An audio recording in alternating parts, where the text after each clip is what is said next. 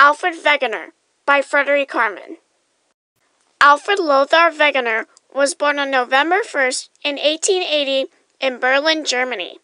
He earned a Ph.D. in astronomy but had an interest in meteorology.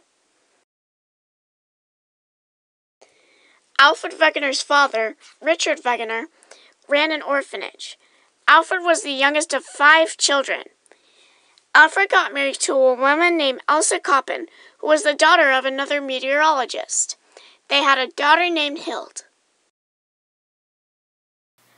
Alfred became the chair of meteorology and geophysics at the University of Graz in Austria in 1924. Alfred Wegener noticed that the Earth's continents fit together kind of like a jigsaw puzzle, like Africa and South America.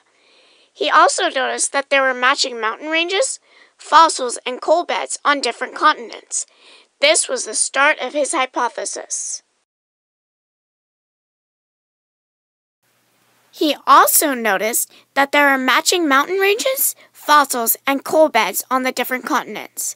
This was the start of his hypothesis. Alfred believed that the Earth's continents were once a huge supercontinent called Pangaea, meaning all land in Greek.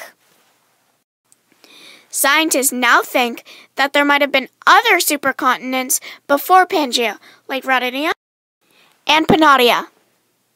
Scientists didn't always believe his hypothesis, though. Scientists didn't really believe Alfred's hypothesis because he thought that the continents plowed through the ocean.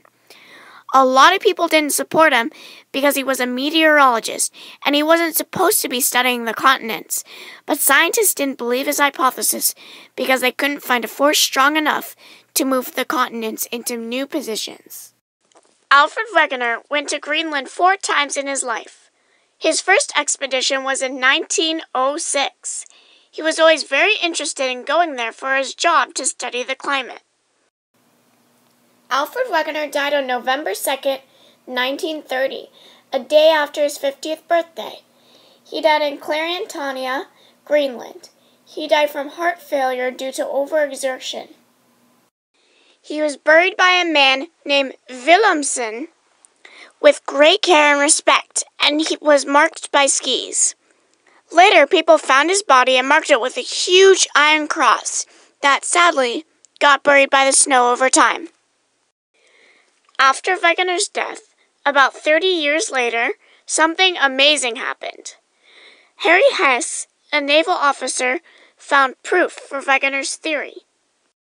During World War II, Hess was mapping the ocean floor for the Navy. He discovered mountains on the bottom of the ocean. These mountains are called mid-ocean ridges, and they are created by divergent plate boundaries.